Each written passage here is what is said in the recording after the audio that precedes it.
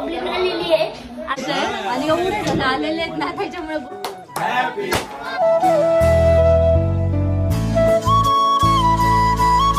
आणि आरोही दीदीला आहे ना, आरोही दीदीच्या मैत्रिणीचं लग्न आहे तर त्याच्यासाठी साडी घ्यायची आहे. तर आम्ही चाललोय आता आरोही दीदीला साडी घेण्यासाठी. आरोही दीदीला आहे ना साडी पण घेतली आहे आणि आता आलोय आम्ही भल्ला खाण्यासाठी. आणि काही आता दादा आणि मी आहे ना आरोही दीदीसाठी एक सरप्राईज गिफ्ट घेण्यासाठी गेलतो. गिफ्ट पण आहे ना घेऊन घरी आलोय. खूप शोधलं तेव्हा भेटलं. पहिले आम्ही टीव्ही सेंटर बघितलं, मग कॅनॉट प्लेस बघितलं, मग चिस्त्यात बघितलं, मग सिटीत बघितलं. मग सिटीत आहे ना एक कॉर्नर मध्ये एकदम मोठं दुकान होतं, तिथं मग ते गिफ्ट भेटलं आणि मग त्याला आम्ही ना पॅक करून घरी घेऊन आलो आणि येताना ना केक पण आणला. आता फायनली पूर्ण पब्लिक आलेली आहे. आता आपण आहे ना केक सेलिब्रेशन करतोय आणि एवढे जण आलेले आहेत ना त्याच्यामुळे गोंधळ एवढं होतं. गोंधळ आणि म्हणतो तू इकडून मजा घेता, तू इकडून मजा काय चालू आहे. हाय करा, हाय हाय करा, हाय हाय करा, हाय हाय हाय करा, हाय हाय हाय.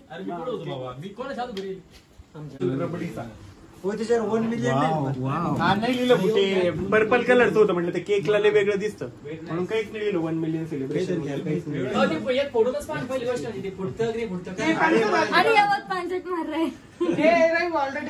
Congratulation, thank you. अरे सकाळपासून 4दा तुझ्या ब्लॉग मध्ये कॉंग्रॅच्युलेशन केलंय तू.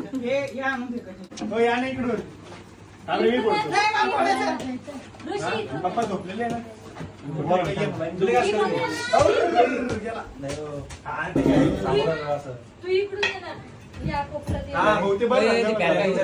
सर काही आम्ही ना म्हणजे ते पार्टी पॉपर फोडणार आहे ना, तर ते पार्टी पॉपरचं याच्यावर उडू नये म्हणून भाऊने तर सेफ्टीसाठी ना ते पुठ्ठा धरून ठेवलेला आहे. जसं ते पार्टी पॉपर फुटल अजून त्याच्यावर चढ ना शेड वरती पार्टी पॉपरचं उडाला ना भाऊ लगेच त्याच्यावर धरून.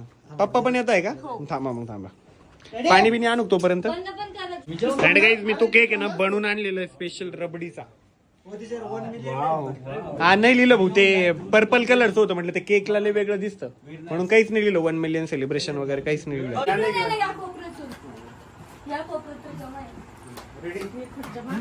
काय म्हणते happy million, happy 1 million to you, happy 1 million to you, happy 1 million to.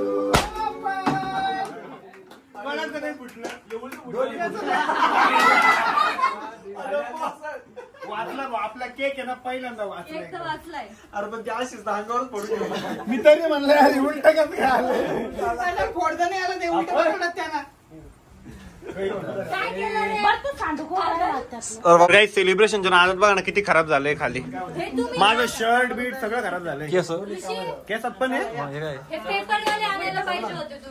तू तर म्हणे असे पाहिजे.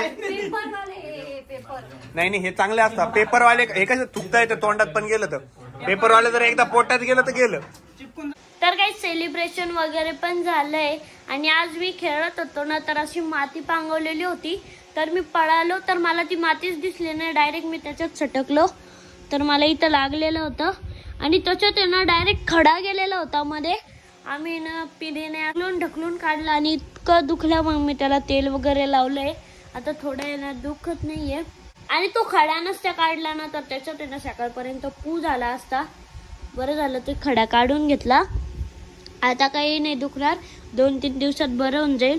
आणि आजचा ब्लॉग आवडला असेल तर लाईक करा, कमेंट करा, शेअर करा आणि आपल्या चॅनलला हक्काने सबस्क्राईब करा. तर भेटू उद्याच्या ब्लॉग मध्ये. तोपर्यंत bye, love you and take care.